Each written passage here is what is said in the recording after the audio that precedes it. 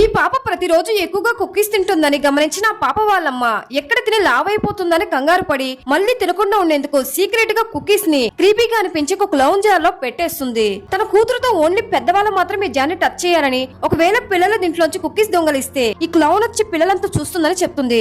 కానీ ఒక రోజు ఆ పాప వాళ్ళమ్మ బయట ఫోన్ లో బిజీగా ఉన్నప్పుడు అది ఆ పాప గమనించి ఏ మాత్రం ఆలోచించకుండా ఆ క్లౌన్ జార్ లో కుక్కీస్ ని దొంగలించి తినేస్తుంది. ఆ పాప ఇది జస్ట్ ఒక నార్మల్ జార్ మాత్రమే అనుకుంటుంది. కానీ ఆ రోజు రాత్రి ఆ పాప రూమ్ లో భయంకరంగా ఏవో జరుగుతుంటాయి. తన రూమ్ లో ఏవో సౌండ్ రావడంతో ఆ పాప లేచి చుట్టూ చూస్తుంది. ఏం కనిపించకపోవడంతో మళ్ళీ నిద్ర రాక టీవీ చూస్తుంటే టీవీలో ఆ క్లౌన్ జార్ ఫేస్ కనిపించేసరికి భయపడిపోయి వాళ్ళమ్మ రూమ్ లోకి వెళ్తుంది. అక్కడ ఒక రెడ్ క్లాత్ తో కవర్ అయి ఉండడం చూసి వాళ్ళమ్మ దాగుడు మూతలు ఆడుతుంది అనుకుని ఆ పాప రెడ్ క్లాత్ ని తీసి చూస్తే అక్కడ ఎవరు కనిపించకపోవడంతో భయపడిపోతుంది. నెక్స్ట్ సెకండ్ లో ఆ పాప నిద్ర నుంచి మేల్కొంటుంది.